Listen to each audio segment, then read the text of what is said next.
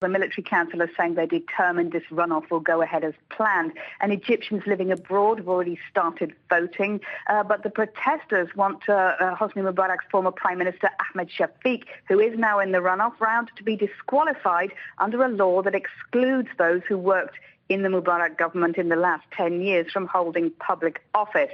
Now, if that happens, the Supreme Elections Commission is saying the whole election will have to be held again from scratch. Now, that's what many of the protesters want to happen, as do some of the candidates who were knocked out in the first round, especially the man who narrowly missed a place in the runoff, Hamdin Sabahi. Now, he's a firm favourite with the revolutionaries and activists here. But there are those outside the protests who voted for Ahmed Shafiq in huge numbers. And they're arguing that if the first round is annulled and he is excluded, then that disregards the legitimate vote of millions of Egyptians.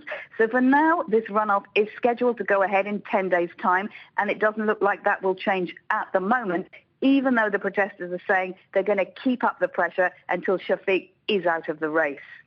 Now, these protests are taking place amid reports of Hosni Mubarak's health deteriorating. What can you tell us about that? Well, sources within the Torah prison hospital where he's being held are saying that his physical and psychological state is deteriorating and that he's been suffering severe depression since he arrived there. Now, they're saying he collapsed several times and that he was placed on a ventilator after having difficulty breathing, and that he got worse after a visit from his wife, Suzanne Mubarak. Now, his son Gamel, who's in the same prison on remand, has now been moved to a cell next to the hospital so he can be close to his father. These prison sources are also saying that Hosni Mubarak has lost weight and is having difficulty walking, but doctors have now managed to convince him to take his medication, which he was initially refusing. But many Egyptians are skeptical about any reports about the former president's health.